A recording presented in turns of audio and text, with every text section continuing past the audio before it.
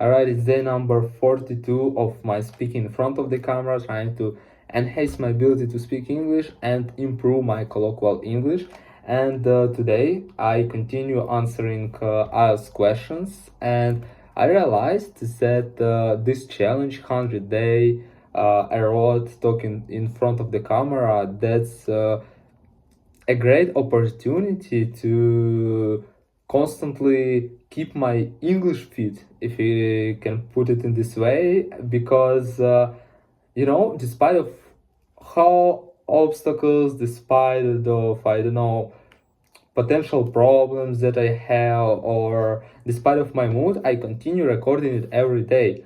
Because, for example, yesterday I didn't have enough time to study, to learn something. Today I still didn't study anything because I didn't have enough time. And also today my mood is like kind of lazy. I don't wanna to do anything, but the only thing that I continue doing is record this video. So that's really great, and I really like it. I wanna continue my challenge 100 days speaking in front of the camera in a row. So that's really cool. And today the topic will be about cars, travel and travel by car. All right. I don't know, my speaking now is a bit confusing. I know, confused, because I didn't talk today at all. I didn't study English, and my brain like didn't adapt to English still. So I need a bit time to talk, and then my English, I hope, will be a bit better during this video. All right, so let's get started, and let's talk about cars and car travel. Did you enjoy traveling by car when you were a child?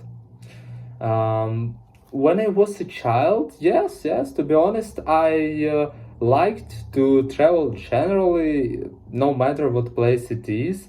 It was kind of experience when I expected of something great, something engaging, you know what I mean? So when we traveled by car, we usually went to the sea, went to the some vacation, and it meant that I gonna spend some time really cool. So I liked it, and it's actually better than traveling by bus, for example. However, on the other hand, we can travel by plan, and it will be probably better than by car. Like there are some cons, some pros, but generally, when I was a child, like traveling by car, it's something that I enjoyed. All right, what types of car do you like? I like something like cars, cars to ride pretty fast, like sport cars and something like this. Um, I didn't try a lot of car in this life, only cars that had my dad. I could try previously. So I didn't have something like a really speed car to get like 30 no, to get 300 kilometers per hour, like such speed. And I don't know, I just not really, I don't have a good insight into the cars, so it's a bit hard topic to talk about. But generally, yeah, I like uh speed, no, sport cars, yeah. All right, do you prefer to be the driver or the passenger? Why? To be honest, I rather prefer to be a driver. However, I don't know this feeling. So, when you need to be focused for 5, 6, 8 hours, when you need to overcome long distance, it means that you need to spend a lot of your brain, like what am I mean? Your brain must be focused for the long time, and it means that you're really tired. And usually after such journey, you are tired, and It probably will be hard, but generally I would like to try this experience because until today I still didn't drive at all. Not at all, a lot. Usually it's sometimes somewhere, but I don't have rules nowadays, and unfortunately I can't even get them. It's a long story that I want to talk about in this video because it makes no sense, but yeah, I mean that I had only one experience of passenger, so I can't rate this question. I can't answer it from my vision. I can't really write this question because I wasn't like a driver. I don't know, hard feels to be honest hard to talk today. It's because I don't know, I constantly need to keep my English in a good form because usually I woke up, I'm listening something in English, then I study English, then I listen, for example, English music, then I record video, and I mean, when I live in this space, there are nothing hard to talk from time to time. But for the past several days, I didn't study English at all, didn't speak English almost at all, and I hope it will be fixed tomorrow or during the weekends because nowadays I have some assignments that I have to execute. So today still I don't think that I will learn English, but I hope that I'll have some time for that. All right, what do you usually do when you get stuck in a traffic jam? Uh, to be honest, I I really hate, by the way, to get stuck in a traffic. So what can I do? Just continue listening to music. I usually listen to music during my road. And me as a passenger, I can't change anything. So I just continue listening to music. Probably I can pick up my phone and to check some reels. Yeah, I am not gonna lie, I am not studying when I traveling. I don't like to repeat words and something like this. It just I don't know, another feeling when you don't want to study. So yeah, nothing special, just listen to music or pick up my phone and watch something there during the stuck in the traffic. All right, let's move next. Part 2, describe a memorable car journey you had. You should say where you were going, who you were with, what happened during the journey, and explain why it is memorable. It's a hard question because I don't remember any journeys that was special. I mean, from time to time, I have some journeys when I go with my parents somewhere to another country or just to spend some time during the vacation, and we need to overcome, for example, 1,500 kilometers. The most recent example, when I did ski and we need to get that place to do ski, we needed to overcome 1,500 kilometers, and it's just a journey that is pretty hard. That feels pretty hard because you need to sit a lot and you can't do anything. You can't walk. You can't watch anything because it feels bad for your for the head when during the road, during the journey you are watching something. So I didn't had anything special. I just don't like, to be honest, such long journey because it feels hard. It just simply feels hard. So I can talk a lot about this question, unfortunately, in part 2. All right, let's move next. Let's talk about car use and transportation in general. All right, what are the advantages and disadvantages of traveling by car? Uh, I guess there are more advantages than disadvantages, in my opinion, because first of all, it's a great opportunity when you can start your journey at the time when it will be convenient for you. You don't need to go, you don't need to follow schedule, for example, bus schedule, airplane schedule. When you use that, you can you can leave your home at convenient for you time. Also, you can stop any moment, you can stop, you can walk a bit, you can go to the toilet, and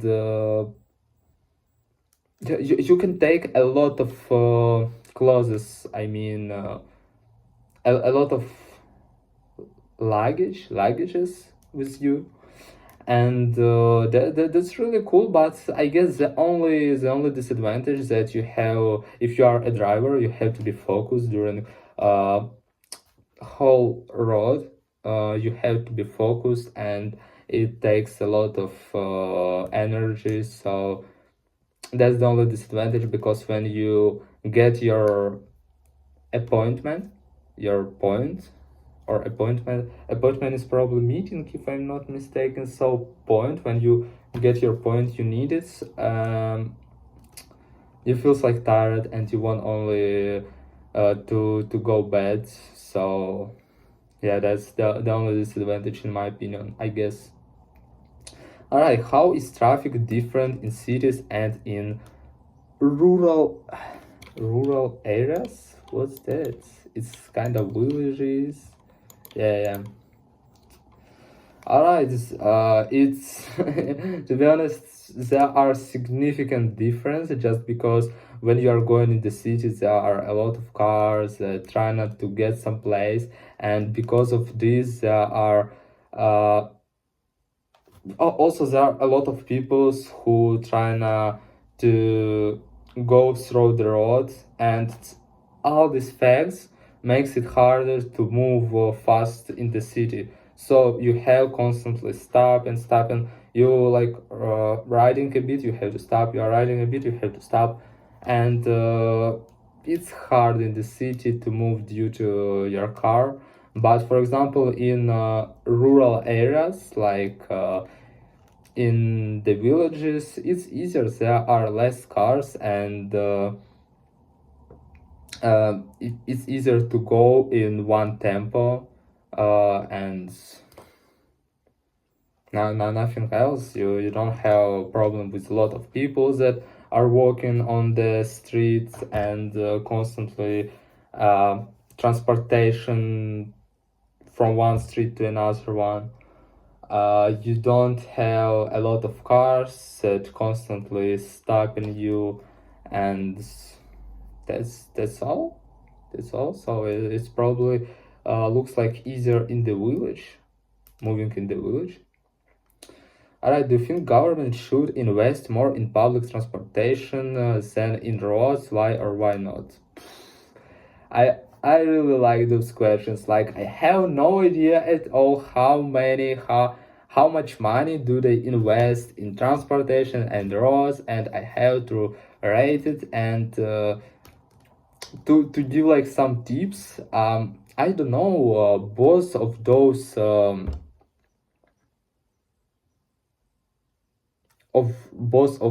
those things are very important at public transportation and roads, because some people use public transport, some people use car, and they need good roads. So in my opinion, the government has to invest 50-50, because for example, in Belgium, there are like each person, I guess, has a car.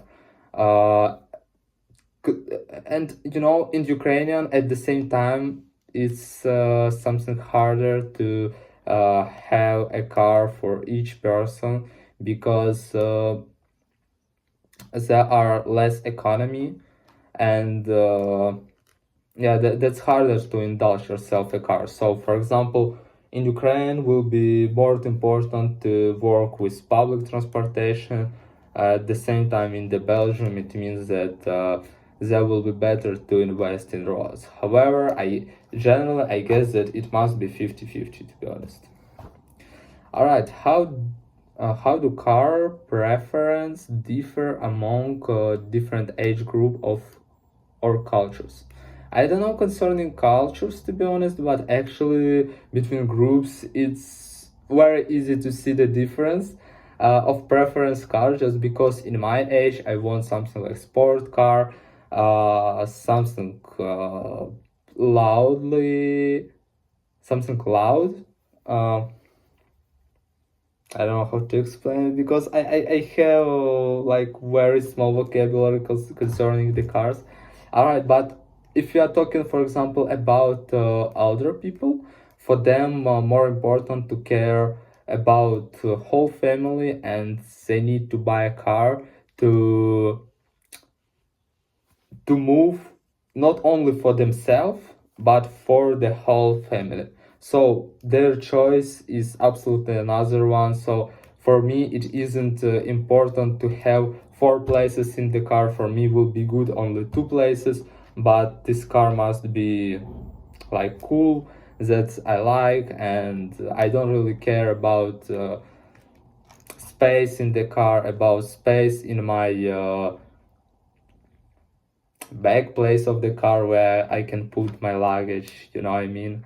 So yeah, it's to be honest, there are significant difference, and